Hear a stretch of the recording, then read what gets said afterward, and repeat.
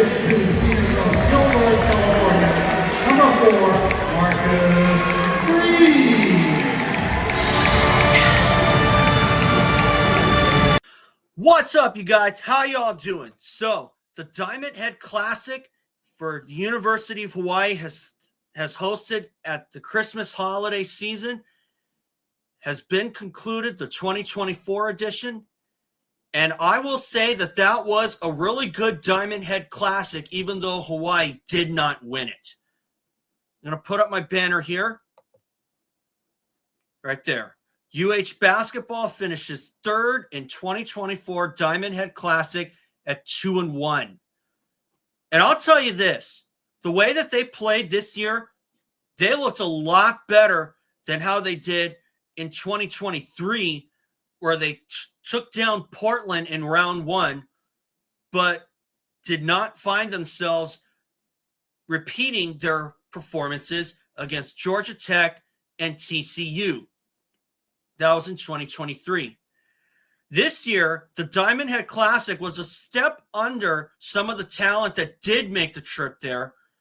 And I do have a few things to say, and I do have a few other things to say that may concern the Diamond Head Classic being moved to Thanksgiving weekend in 2025. But I'll get to that in a little bit. But before I do any of that, guys, just remember, subscribe. If you think that I'm just worth listening to, that's good enough for me. Whether it's UH men's basketball or Monster Energy Supercross or Lucas Oil Pro Motocross or just anything else in general, if you think that I'm worth listening to, then please subscribe. That's good enough for me if you think that I'm worth listening to. So, with that being said, let's get into this. Yes. Okay, so the first game was against Charlotte, and you saw my live stream there. UH ended up winning that one 78-61 in a wire-to-wire victory. So that was actually a very complete performance by the Rainbow Warriors. Maybe the first complete performance I'd seen since the opener against Life Pacific. And that's an NAIA school. That's kind of Division II. At least I'm pretty sure it's Division II. But anyway, talking about Charlotte, UH led wire to wire, and they were able to catch Charlotte a bit lackadaisical in the opening match, in the opening few minutes, and they were able to take a double-digit lead and be able to lead throughout. Now, the talent in the Diamond Head Classic this year was a step under because the teams that made it were Charlotte, College of Charleston, Nebraska, which was favored to win the Diamond Head Classic, which they did. And before I go on to that, I just also want to say congratulations to Nebraska for winning the Diamond Head Classic. We'll have our turn again soon, like we did in 2022. And we also had Oakland, and also there was Murray State. And Loyola Chicago, I believe, was the other team. And fortunately, we didn't go up against the other three opponents, Murray State, Loyola Chicago, and College of Charleston. I don't know how UH would have done against them, but I didn't really watch those games, so I can't really say anything about that. But still, they're good schools, and for them to accept the invitation to come here for the Diamond Head Classic, we appreciate it. It's a lot. It's big for tourism, and it's during a time of the year where you don't have to worry about snowy weather. Okay, especially if you come from places like Charlotte or even Murray State. I don't really know where that is, but and even Nebraska, which is probably one of those states that does get a lot of cold weather or even snowy weather. But still, but anyway, as far as this is concerned, Charlotte was a complete performance. UH led wire to wire, and Charlotte didn't really have an answer. But Charlotte, give them credit because they took down Murray State in double overtime, and or I should say, or yeah, or yes, yeah, they took Murray State. There was another school I forgot to mention. That was second place Oregon State, and that's where one of my cousins went to school before he transferred to here. And obviously, Oregon State. I don't know if we would have been able to beat them, but we'll never know. Why? Because in the second game, it was UH versus Nebraska, and UH came out the losers in that one. And that was unfortunately a bad game all around, because UH started out that game pretty well, and unfortunately they went through an 8-minute scoring drought in the first half, which ultimately led to their demise. And after leading by as much as 10, Nebraska came back to take the lead by as many as 8, courtesy of a 15-0 run. But fortunately, the University of Hawaii got a Merry Christmas anyway, thanks to this buzzer beater for Marcus Greene. Take a look at this. Last shot! Woo-hoo! Attaboy! Woo-hoo!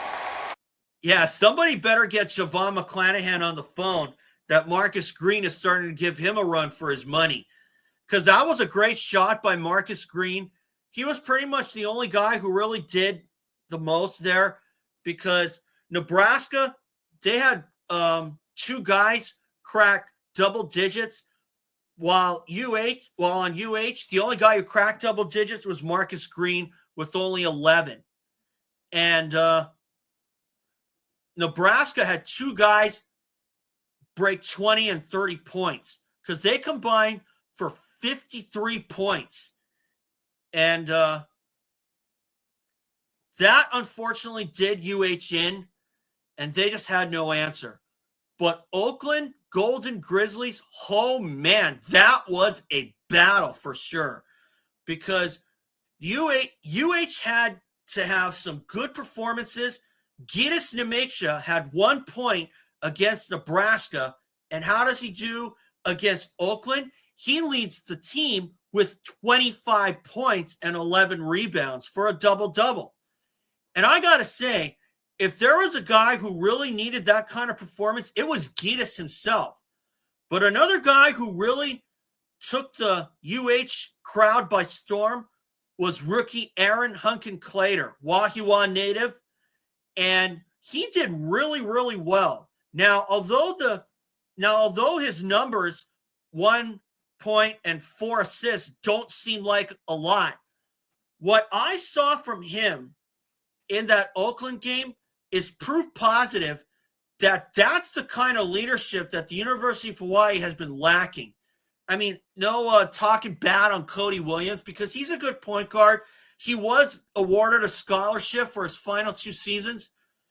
But I think if Cody takes a couple of lessons from Aaron Hunkin-Clater, he might get a few ideas on how he can do better as point guard and help the University of Hawaii en route to a possible championship, or let alone a top 3. Because UH is picked to finish 7th, and boy, are they going to be tested this coming Thursday, because their next opponent is against UC Santa Barbara when we go back to conference play. Now, how do we do against Oakland? We won that game in overtime, 73-70. But that was a game that could have slipped through our fingers, because we had a 7-point lead at halftime. Then Oakland came back, because we started out the second half pretty sluggish, because Oakland scored the first 7 or 9 points. And that was the thing that did them in against Nebraska, rather. Other than that scoring drought, and although Nebraska, they got out of the gate a bit on the slow side, and we came back to take the lead. Unfortunately, Nebraska caught us with our pants down again. But Oakland could have caught us with our pants down, but fortunately, thanks to the leadership of Aaron Hunkin-Clater, and of course Cody Williams as well, can't really look down on him. we were able to come back and take the lead and come through with a clutch victory. And that was the kind of performance that the University of Hawaii needed.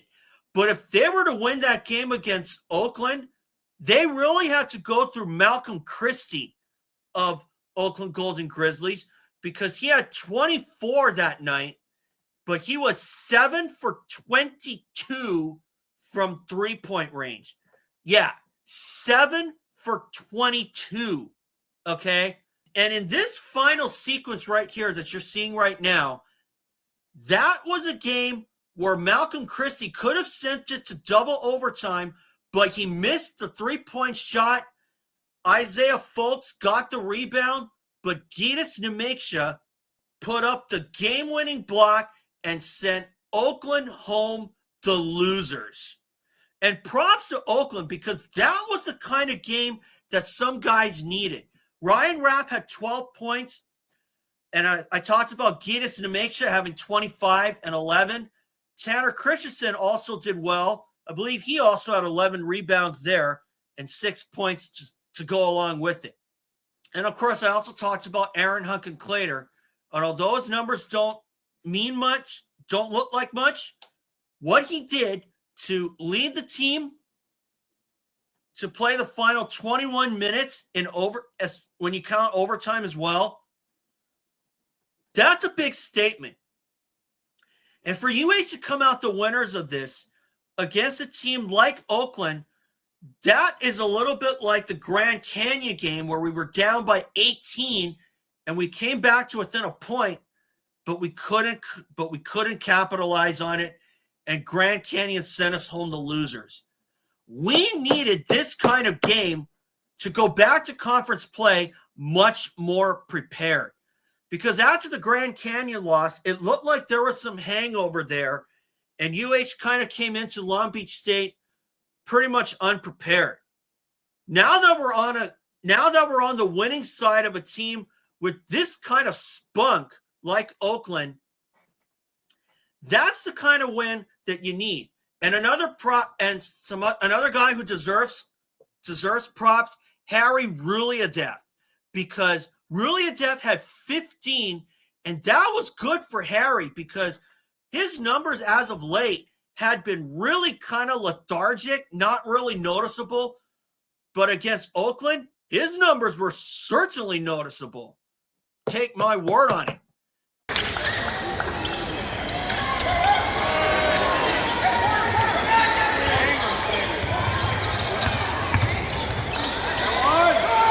Oh! Goaltend! And that's the kind of performance that he really needed, because the way that he's been playing was not the kind of performance that I'm sure he was looking for as well. So I would give them an A-,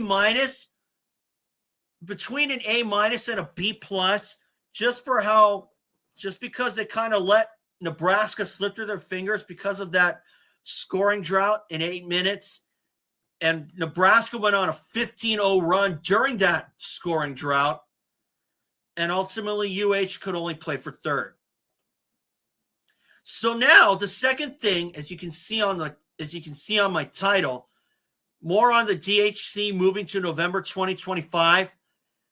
That may not necessarily be the good move, but we're just going to have to wait and see.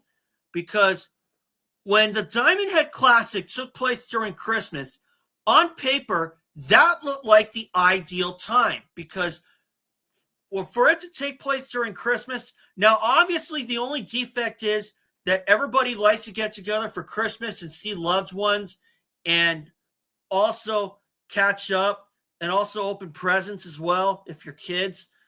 But for UH to win on Christmas Day, that officially makes my Christmas for sure. And for them to win it the way that they did was a good Christmas in itself. Now, the good part was when the Diamond Head Classic took place during Christmas, the fall semester was already over. Everyone's off for Christmas unless you're in winter extended. because obviously some colleges do have an extended program that runs for about 1 or 2 weeks, because Christmas break is pretty much like 1 to 3 weeks. And then the spring semester gets going maybe around close to mid-January. Okay. Now you're moving the Diamond Head Classic a month early to Thanksgiving week, or as some people would say, Feast week. This is where this might ruffle some feathers, because Thanksgiving is another holiday where everybody likes to get together, where loved ones like to get together. Now, the one thing that's kind of puzzled me is the fact that you're moving it to Thanksgiving. What puzzles me the most is the fact that Thanksgiving has been kind of skipped when it comes to TV commercials with holiday celebrations, because it's always been Halloween, then they skip Thanksgiving, and then go straight to Christmas. That's kind of puzzled me to this day for years and years and years. Now you're moving the Diamond Head Classic to a time when the fall semester is going on. And unless you work in retail, the only day you have off is Thursday in America, because that's the day of Thanksgiving, which is normally the final week of November. And that time is where, of course, like I said, if you work in retail, you work 4 days. But if you work in the school system, then you got a 3-day week, because it's Monday, Tuesday, Wednesday, and then Thursday is Thanksgiving, and Friday is Black Friday, which means no school. That's the way it's been for years and years and years. Now you're moving the Diamond Head Classic to Feast Week. That, if there are some teams that decline an invitation to the Diamond Head Classic at that time of the year, if some teams decline, I wouldn't be surprised, because obviously that's a time where finals are just around the corner, and obviously fall instruction is just about coming to a close, and that's also where you also have to get set for finals, because when the Diamond Head Classic takes place during Christmas, finals are already over. You don't have to worry about anything. The only thing at least in terms of school anyway, the only thing that's probably concerning is if your flight is grounded because of bad weather. And that is the case for some, considering how far that they come from, whether it's Nebraska or even some other states like California, or even some colleges in Arizona, or maybe even the Midwest like Texas, like how we beat SMU in the 2022 Diamond Head Classic. And for the Diamond Head Classic to take place during Christmas, that actually was a pretty good fit theoretically, because nothing was going on, no fall semester, and who doesn't want to spend Christmas in Hawaii, especially when Hawaii gets 0 snow? Okay, it's only one spot on the Big Island that gets a little snow. So that's the one thing I would really like. That's the one thing I really liked. And unless you're a Hawaii resident, then it's all kind of moot. If you don't really get together for family, then that's also kind of moot. But if you don't have much family, and then that's where it's kind of a double-edged sword too, because obviously everybody wants to be with their families, whether it's Christmas or Thanksgiving. So obviously we're going to have to wait and see how moving the Diamond Head Classic to Feast Week is going to work out. So, like I said, we'll have to wait and see. If it works, great. If it doesn't, and they move it back to Christmas time, or if the Diamond Head Classic ceases to exist, then at least we can say that's the worst case scenario if it ceases to exist. But if it does, at least the University of Hawaii can say that, oh, we won it when we did. Lucky thing we won it when we did. So that's the way I see it. So anyway, guys, that's all for today. Thanks for watching. I hope you had a great Christmas yourself. I know I did, with UH defeating Oakland for 3rd place in the Diamond Head Classic, The last time it's taking place during the holiday season before it moves to Thanksgiving. And now we're going back to conference play with a big test. But something tells me that the University of Hawaii is going to be a lot more prepared if the game against Oakland was any indication. So thanks, guys. And remember, subscribe, and I'll see you all for that first video recap of 2025, where I recap the UC Santa Barbara game and Cal Poly. How will they do? I don't know, but a split looks likely. But I would really like us to get 2 wins. So thanks, guys. Subscribe, and thanks for watching. See you all in 2025.